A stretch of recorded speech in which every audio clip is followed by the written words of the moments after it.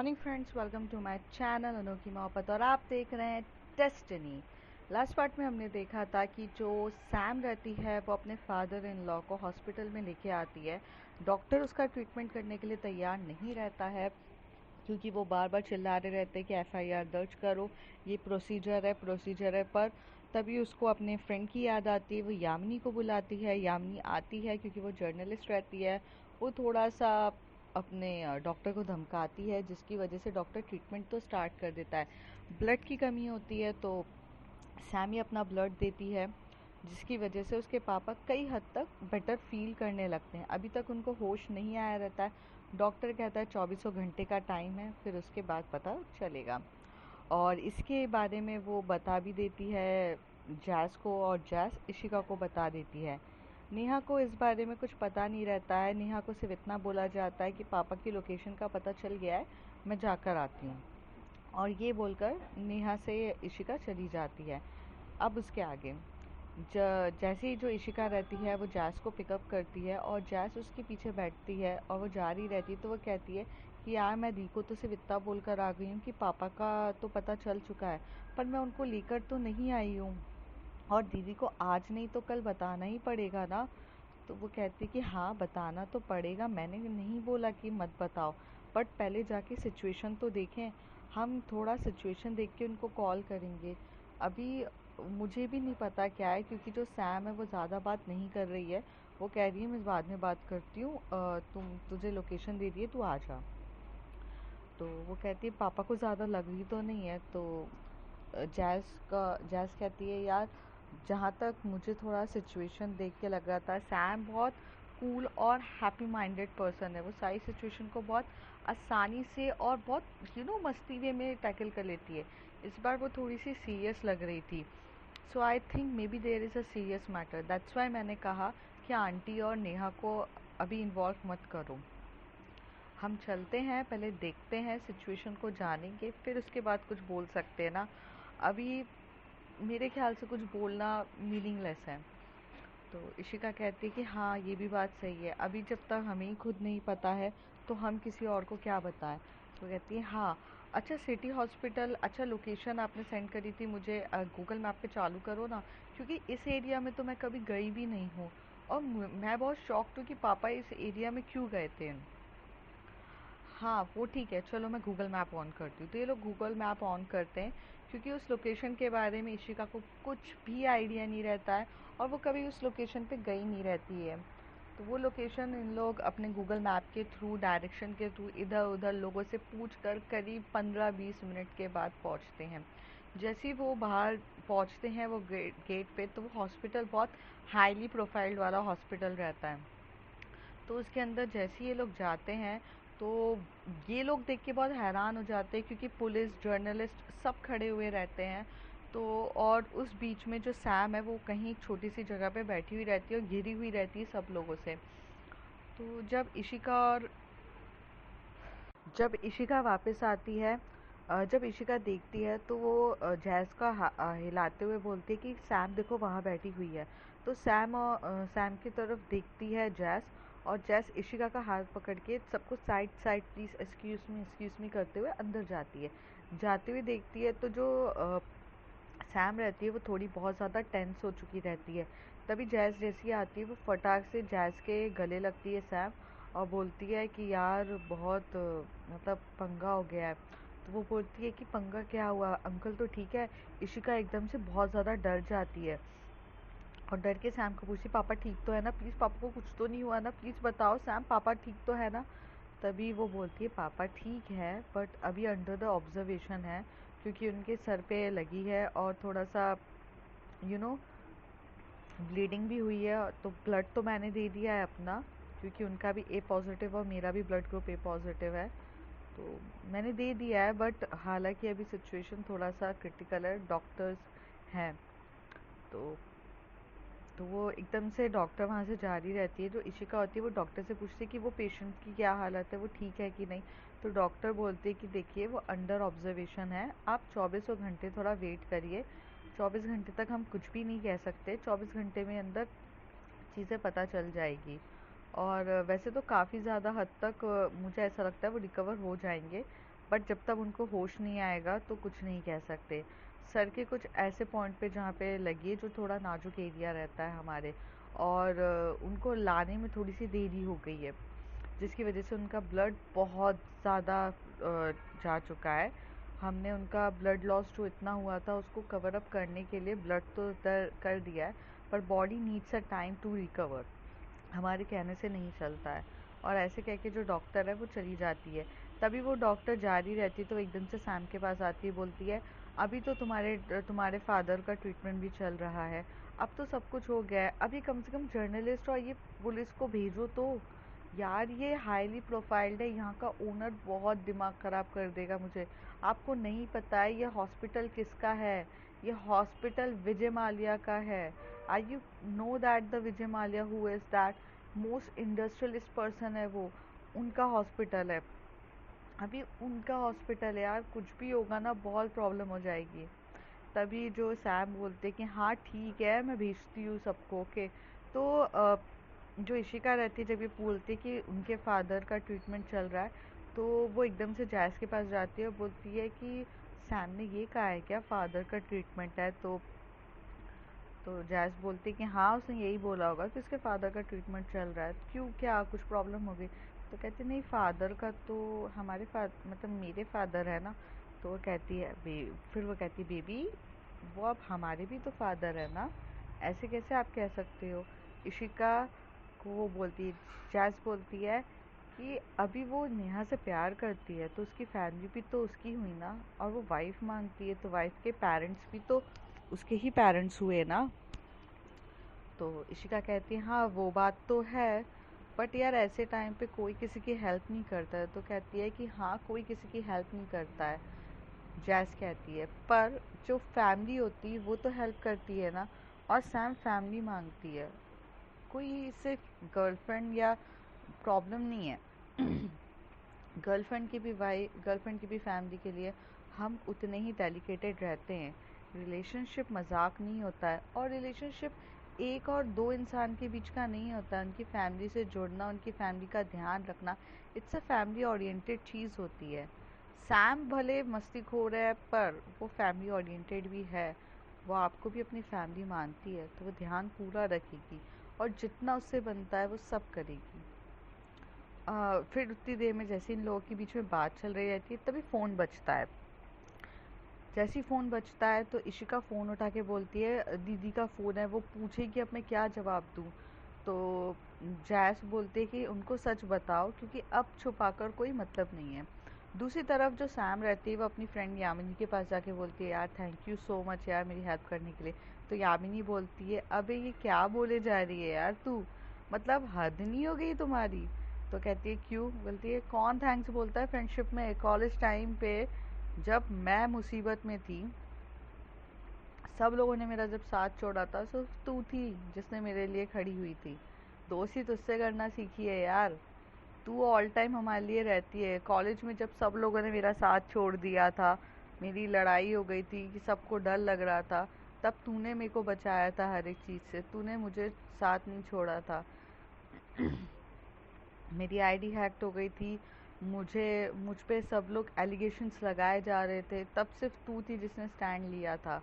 और तब तूने मुझे समझाया था कि भाई अगर इन सब चीज़ों से लड़ना है तो जर्नलिस्ट की प्रोफाइल भी तूने मुझे बोला सिलेक्ट कर। मैं तो इतनी कंफ्यूज थी कि मुझे पता भी नहीं था कि मुझे कौन सी प्रोफाइल चूज़ करनी चाहिए। तब तूने ही कहा कि जर्नलिज्म में जा, जर्नलिज्म में जाएगी तो ज़िंदगी में कोई तेरे पे उंगली नहीं उठा पाएगा। तो जो सैम रहती है वो काफ़ी ज़्यादा हंसती है, बोलती है हाँ यार उस समय की बात ही कुछ और थी। हाँ मतलब मुझे यार तू इतनी सी यार तेरी यार आईडी हैक हुई, यार सोशल अकाउंट हैक हुआ, उस पे तू इतना रोने लग गई यार। उस समय ना मेरे दोस्तों ने भी मेरा साथ छोड़ दिया था, सब लोग मुझे समझने लग गए कि I am this that type of girl. और वो हैक भी मेरे यार बॉयफ्रेंड ने किया था, और उसमें इतनी सारी वल्गर चीज़ें डाल दी, और मतलब पूरी मेरी इज्जत की पब्लिसिटी यार ऐसे कर दिया, पूरी इज्जत ख़राब कर दी थी। लोग मुझे गंदी नज़र से देख रहे थे, मेरे दोस्तों ने मेरे से बात करना बंद कर दिया, मुझे छोड़ दिया। I am in a stage of come to the stage of depression but that time only you are there. तो कहती है और तूने फाइट किया, तूने सब कुछ पता किया कि किसने हैक किया, किसने कहाँ से क्या पता किया।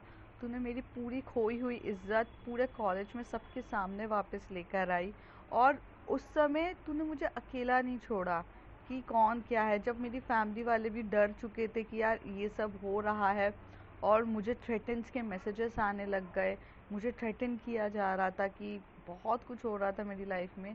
सिर्फ तू एक ऐसी थी जिसने मुझे नहीं छोड़ा। तो यार तू कैसे सोच सकती है यार, थैंक यू वर्ड मत बोल। तभी सैम बोलती है, यार उस समय ना मुझे सिर्फ इतना भरोसा था कि यार तू ये हरकतें नहीं करेगी। वैसे यार लोगों में ना एक्चुअली दिमाग कम होता है, सच बोलूँ तो। या फिर ये बोलूँ कि लोग ना लोगों के बहकावे में बहुत ज़्यादा जल्दी आ जाते हैं। उन लोगों का ऐसा रहता है कि उन्हें जो दिखता है उस पर विश्वास करने की आदत हो जाती है। और वो ही प्रॉब्लम है हमारी सोसाइटी की और एवरीवेयर यार। जो दिख रहा है उस पर विश्वास कर लिया, पर जो दिखता है वो एक्चुअल में हमेशा से सच नहीं होता। अब बताओ कौन लड़की अपनी ही आईडी से, मतलब अपनी वल्गर चीज़ें डालेगी और बोलेगी कि भाई देखो।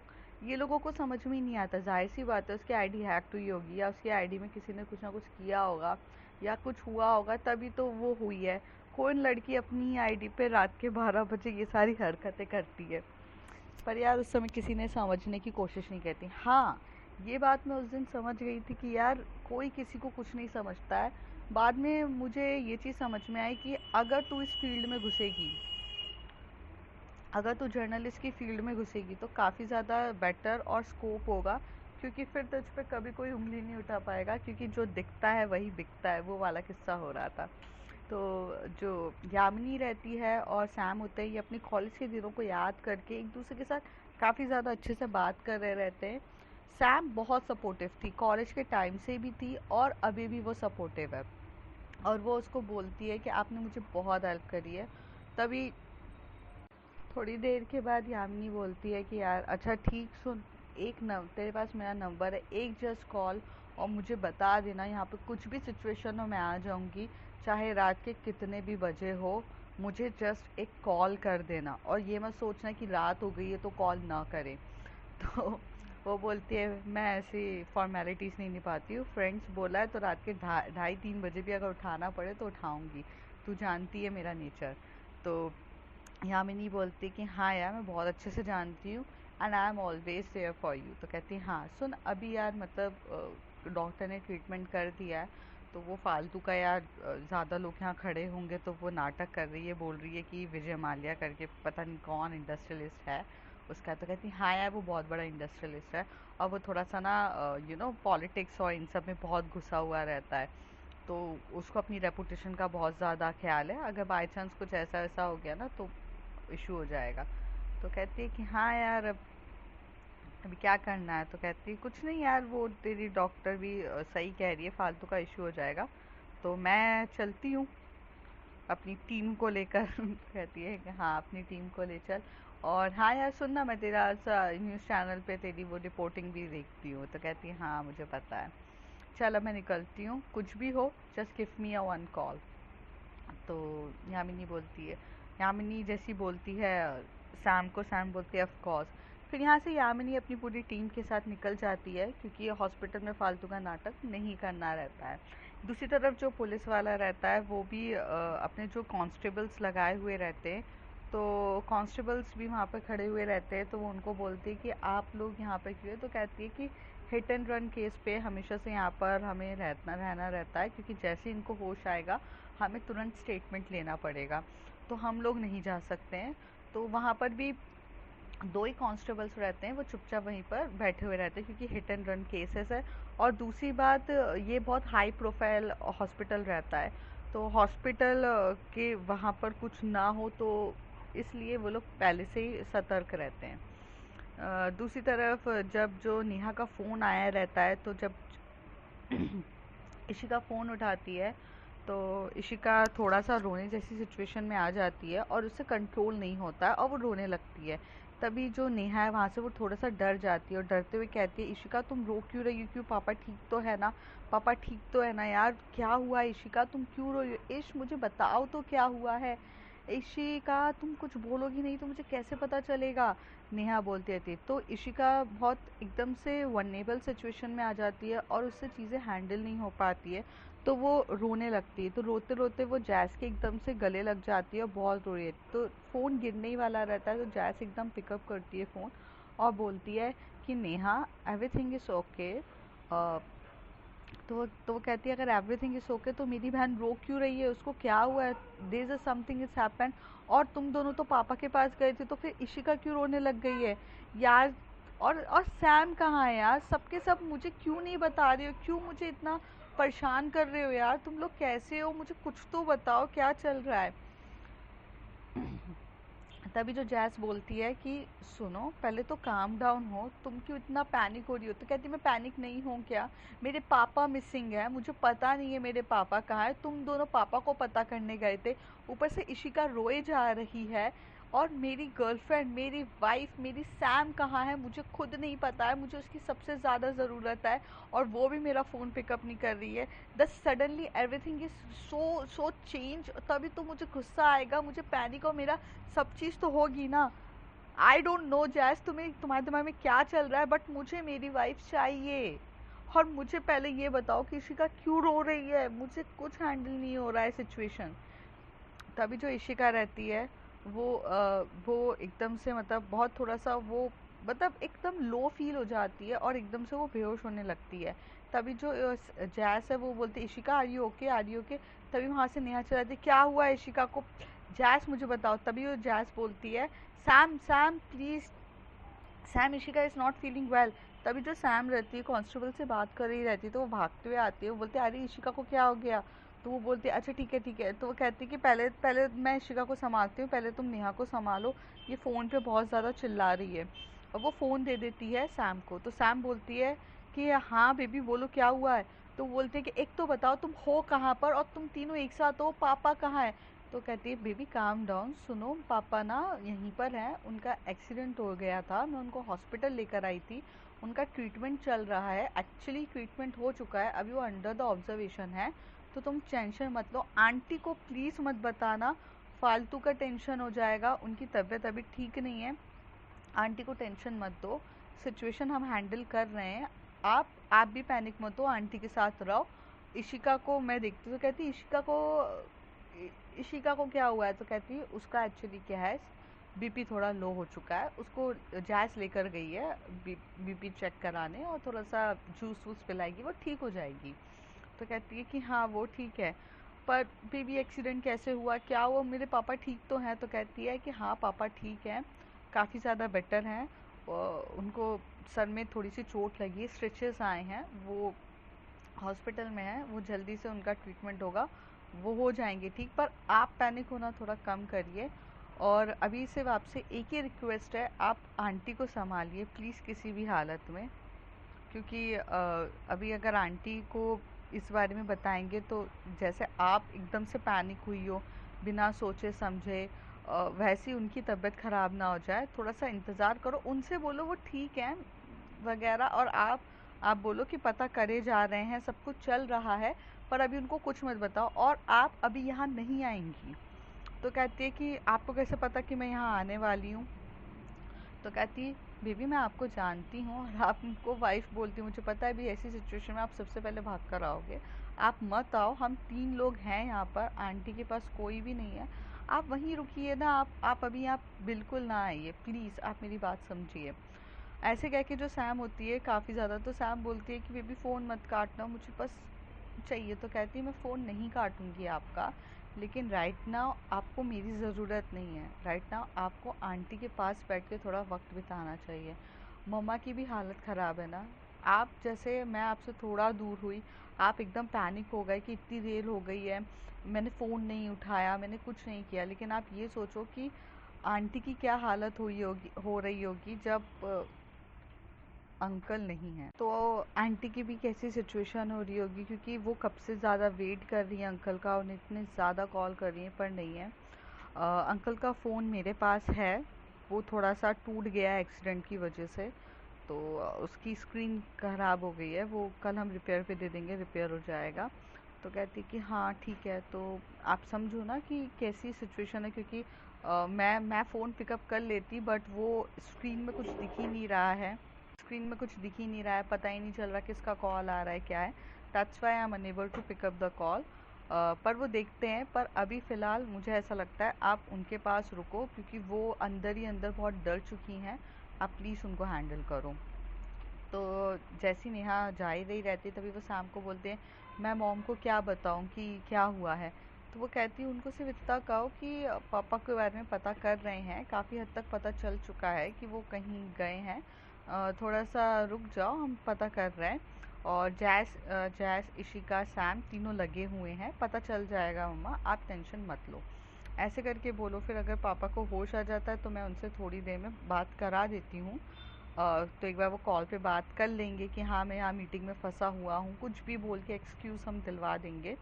बट अभी फ़िलहाल मुझे ऐसा लगता है कि आप थोड़ा हैंडल करो, क्योंकि मैं यहाँ पर बेसिकली उनके उठने का वेट कर रही हूँ, मतलब उनके वेकअप होने का। उनको होश आए तो हमारी सिचुएशन काफ़ी हद तक अच्छे से हो जाए। तो वो कहती है कि एक्सीडेंट हुआ कैसे। तो कहती है मुझे सच बोलूँ, मुझे कुछ भी आइडिया नहीं है बेबी, मुझे बिल्कुल भी आइडिया नहीं है कि कैसे एक्सीडेंट हुआ।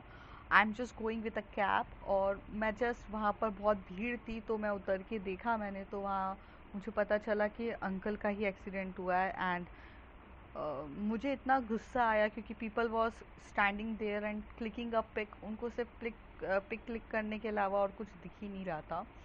तो मैं उनको लेकर तो आई हूँ, बट हाँ पुलिस केस भी चल रहा है क्योंकि हिट एंड रन का केस है। तो कहती है कि हाँ वो तो है। अह, सैम पापा ठीक तो हो जाएंगे ना यार, पापा को कुछ होगा नहीं। तो सैम बहुत प्यार से बोलती है बेबी कुछ नहीं होगा, मैं गारंटी दे रही हूँ ना, कुछ नहीं होगा, आप टेंशन मत लो। आप बिल्कुल भी ऐसा मत सोचना कि कुछ होगा, आप बस अभी आंटी को हैंडल कर लो।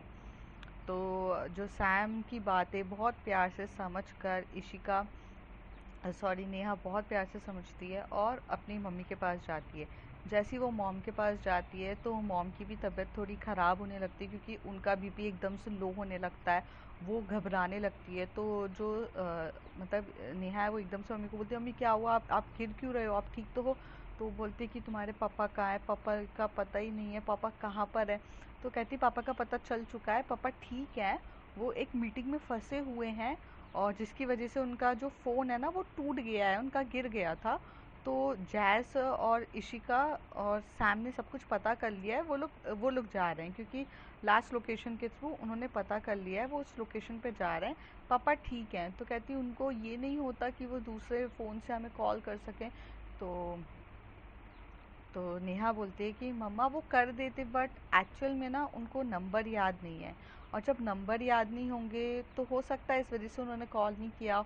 और आप टेंशन क्यों ले रहे हो, जैस, इशिका और सैम तीनों गए हैं, आप टेंशन मत लो। और तो कहती बेटा मैं भी चलती ना उनसे देखने के लिए।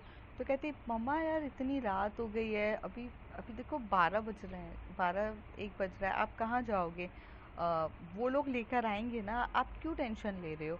और आजकल मोबाइल की टेक्नोलॉजी की वजह से लोगों को नंबर भी याद नहीं रहते, तो शायद पापा को नंबर याद नहीं होगा, इसलिए कॉल नहीं कर पाया। और पापा का मोबाइल टूट गया है, ये बात तो पता चली है, क्योंकि उनका जो सिग्नल है वो कम ज़्यादा हो रहा है, तो फ्रेंड के थ्रू पता करा। तो कहती है कि लास्ट लोकेशन कौन सी है। तो कहती है कि हाँ यहीं की है, आप उसकी टेंशन मत लो, रुको रुको आप पहले यहाँ बैठो, मैं आपके लिए लेकर आती हूँ। तो वो फटाक से जाती है, नींबू पानी और शुगर और सॉल्ट वाला पूरा वो बनाकर फटाक से लेकर आती है और लाकर देती है। लाकर देने के बाद मम्मी को बहुत प्यार से पिलाती है। और हालांकि जो नेहा रहती है उसे उस समय कुछ भी समझ में नहीं आ रहा था कि वो सिचुएशन को कैसे हैंडल करे, क्योंकि मम्मी को बताना अभी ऐसी नाजुक स्थिति में तो बिल्कुल भी नहीं था, क्योंकि आंटी का भी बीपी लो हो रहा था। तो वो क्या बताती, इसलिए उसने थोड़ा सा झूठ बोल दिया कि वो मीटिंग में फंसे हुए हैं। एक्सीडेंट के बारे में छुपाना ही ज़्यादा बेटर था, क्योंकि अगर इस समय अगर कुछ बता देते तो सिचुएशन बहुत ज़्यादा क्रिटिकल हो जाती। तो ना ही बताना उन्होंने ज़्यादा बेटर समझा। दूसरी तरफ मम्मी को बहुत अच्छे से हैंडल करने के बाद थोड़ी टाइम तक अच्छे से बात करते हैं, फिर बहुत प्यार से हैंडल करने के बाद वो मम्मी को थोड़ा सुला देती है। मम्मी को बोलती कि कुछ मत करो, पापा आ जाएंगे, 1-2 घंटे के अंदर पापा आ जाएंगे, और ऐसे करके सुला देती है। फिर वहाँ से वो जाती है, सैम को फ़ोन करती है। तो सैम बोलती है कि हाँ बेबी बोलो क्या हुआ। तो कहती है यार वो सब कुछ ठीक तो है ना। तो कहती कि हाँ हाँ सब कुछ ठीक है, अंडर कंट्रोल है, आप क्यों टेंशन कर रहे हो। कहती मैंने तो मम्मी को झूठ बोला कि पापा मीटिंग में है और ये सब मैंने बोल दिया। तो कहती कोई बात नहीं, जब टाइम आएगा हम मॉम को सब कुछ सच बता देंगे, अभी तो फ़िलहाल सिचुएशन ऐसी। कहती इशिका भी ठीक है, वो अच्छे से है, जैस के साथ है, जैस उसको हैंडल कर रही है। तो जो जैस रहती है वो बहुत अच्छे से इशिका को हैंडल कर रही रहती है, उसे जूस वगैरह पिलाती है, बहुत प्यार से हैंडल करती है। और सारी सिचुएशंस को बाद हैंडल करने के बाद बहुत प्यार से बोलती है कि आप यहाँ बैठो। तो जब जब सैम बैठी रहती है हॉस्पिटल में और हॉस्पिटल की सारी फॉर्मेलिटीज़ करती है, पेमेंट करना रहता है, वो खुद अपना पूरा पेमेंट करती है, हर चीज़ का ऑपरेशंस होता है, मेडिसिन्स लेकर आना, मेडिसिन्स देना, प्रॉपर ट्रीटमेंट करना, डॉक्टर से टाइम टू टाइम हर एक चीज़ पूछना, पूरा जो प्रॉपर केयर होता है हॉस्पिटल में रह कर, वो सारी की सारी केयरिंग नेचर जो रहता है सैम का दिख रहा रहता है। जब सैम थोड़ा सा थक जाती है, वो बैठती है, वहाँ पर काउच रहता है, वो काउच पे बैठती है, तो वो सामने के सामने जब जैस और इशिका को देखती है तो उनको उसको बहुत ज़्यादा ऐसा लग रहा रहता है कि काश नेहा भी होती तो वो भी इतने प्यार से ही हैंडल करती नेहा को, क्योंकि नेहा वहाँ अकेली रहती है, वो बेचारी वहाँ अकेले तड़प रही है और वो अपनी मॉम के बाजू में बैठ के बस सोचती रहती है कि मॉम को हैंडल कर रही रहती है, और सैम यहाँ अकेले रहती है। पर जो इशिका और जैस रहते हैं वो एक दूसरे का जो पार्टनर होता है ना, केयरिंग नेचर, कि जब कोई इंसान आपसे दूर हो जाए या आपके पास नहीं हो तो आप जो वो तड़प महसूस होती है, ऐसा लगता है ना कि यार आपके किसी करीबी को दर्द हो जाता है, और उस समय आपको सबसे ज़्यादा वो इंसान चाहिए रहता है जो आपको अच्छे से समझे, आपको प्यार करे, आपको केयरिंग नेचर दे। तो वही चीज़ जो इशिका को मिल रही रहती है जैज़ के थ्रू। उसके अगर पापा की अगर कुछ भी कंडीशन ख़राब होती है तो यहाँ पर जो जैज़ है वो ऑल टाइम रहती है हैंडल करने के लिए। तो काफ़ी अच्छे से रहता है ये सिचुएशन कि वहाँ पर वो आराम से बैठी है हैंडल करने के लिए, और काफ़ी ज़्यादा केयरिंग नेचर से हैंडल कर रही रहती है। तो सैम जब ये देखती है तो उसे बहुत ज़्यादा नेहा की याद आ रही रहती है कि नेहा कैसे होगी, उसे अभी सबसे ज़्यादा मेरी ज़रूरत है पर वो मेरे साथ नहीं है। तो वो उसे वीडियो कॉल करती है। तो जैसे ही वीडियो कॉल होता है तो वीडियो कॉल पे एक्चुअली वो हेडफोन नहीं लगाई रहती तो साउंड बाहर चला जाएगा। तो वो उस रूम से निकलती है और जाकर बाहर जाती है, दूसरे रूम में जाती है, और वो वीडियो कॉल ओपन करती है तो कहती है बेबी बोलो। तो वो बोलते कि आप ठीक हैं। तो वो कहती कि हाँ मैं काफ़ी ज़्यादा ठीक हूँ। पापा तो ठीक है ना, आप मुझे प्लीज़ पापा दिखा तो सकते हो ना। तो कहती है कि हाँ मैं पापा दिखाती हूँ। तो वो वहाँ से उठती है, और जो हमारा छोटा सा गेट में आप देखा होगा कि मिरर रहता है, मतलब कांच का रहता है, कि आप वहाँ से थोड़ा सा होल टाइप में कांच का रहता है और आप वहाँ से अपने मतलब सामने वाले पेशेंट्स को देख सकते हो। तो वो वहाँ से वीडियो कैमरा से दिखाती है। तो वहाँ देखती है तो उसके जो पापा के हेड पे बहुत सारी पट्टी बंधी, मतलब काफ़ी ज़्यादा पट्टी बंधी हुई रहती है, बैंडेड रहता है पूरा, और उनको ब्लड की बॉटल चढ़ी हुई रहती है क्योंकि ब्लड की कमी हो जाती है। तो वो सब देखती है तो वो काफ़ी ज़्यादा बुरा लगता है, उसको रोने जैसी हालत हो जाती है। तो बहुत रोना आ रहा रहता है, नेहा की आंखों में से आंसू अपने आप गिरे ही रहे रहते हैं। सैम जैसे ही देखती है तो अपना वो फ्रंट कैमरा ऑन करती है और अपनी तरफ देख के बोलती कि क्या हुआ है। तो कहती कि पापा ऐसे कैसे हो गए सैम, पापा ठीक तो हो जाएंगे ना। तो तो सैम बोलती है आप टेंशन क्यों ले रहे हो, पापा बहुत जल्दी ठीक होंगे और काफ़ी ज़्यादा अच्छे से ठीक हो जाएंगे। और मैं आपसे वादा करती हूँ कि जिसने भी उनको हिट किया है या ये जो एक्सीडेंट हुआ है हम उसका भी पता कर लेंगे। पर अभी सिचुएशन में आप टेंशन ना लो और सिचुएशन हम टैकल करेंगे। Please baby just relax and cool, हम लोग हैं। और ऐसे करके वो काफ़ी ज़्यादा 10 से 15 मिनट दोनों का वीडियो कॉल होता है, और वीडियो कॉल में दोनों जो सैम रहती है वो काफ़ी ज़्यादा रिलैक्स फील कराती है नेहा को क्योंकि वो नहीं चाहती थी कि ऐसी सिचुएशन में किसी की भी तबीयत ख़राब हो, चाहे वो खुद नेहा क्यों ना हो या इशिका हो या आंटी की तबीयत हो, क्योंकि फैमिली में अगर किसी की भी हालत ख़राब होती है तो पूरा फैमिली डिस्टर्ब हो जाती है। तो वही वाला किस्सा था, तो वो नहीं चाहती थी और काफ़ी बहुत मैच्योरिटी से हैंडल करती है। अब देखते हैं फ्रेंड्स आगे क्या होता है। If you like my story, like share and subscribe. Thank you.